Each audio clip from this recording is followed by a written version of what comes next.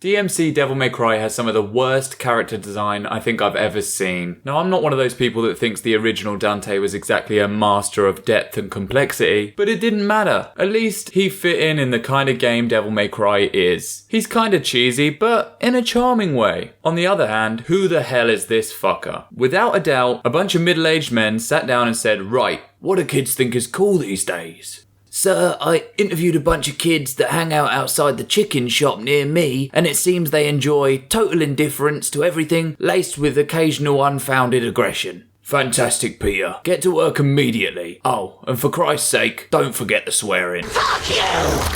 Fuck you! Fuck you! Seriously though, who really thinks this moron is more endearing than this guy? Dante's usual awesomeness doesn't come from not giving a shit about anything, it comes from what he does care about, kicking demon ass and having a good time whilst doing it, dagnabbit.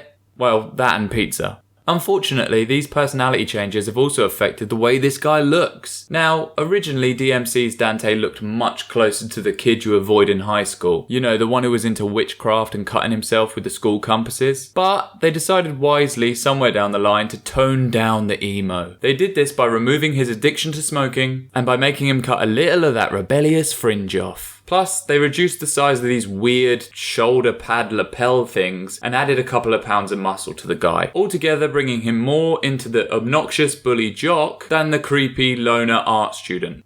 So, Dante's lost his trademark untamable white locks and traded them in for a generic semi-punk toned down mohawk. The same hairstyle you see on football players, soccer if you're American, every few weeks. Seriously, I typed footballer hairstyle into Google Images because, you know, I don't know fuck all about sports, as I'm sure you can already imagine. And this guy came up, Neymar, who has the exact same goddamn haircut.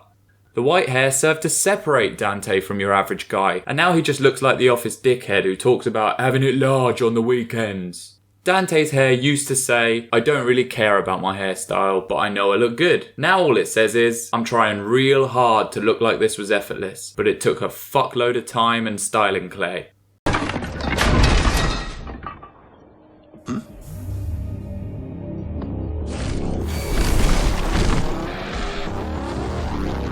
Not in a million years.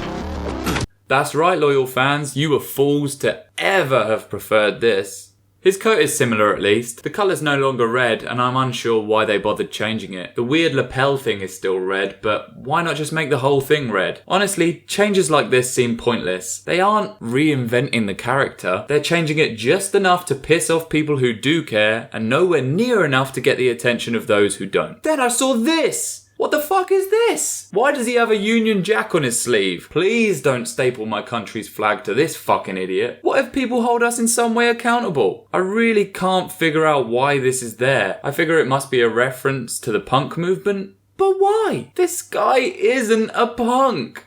At least in the end, fans were given access to something closer to the original Dante. For me personally, I couldn't get past this guy's smug face. But never mind, I don't mind the game, I just prefer to think of this guy as someone else entirely. This character is being pulled in all sorts of contradictory directions. There's a phrase that comes to mind when I see this version of Dante.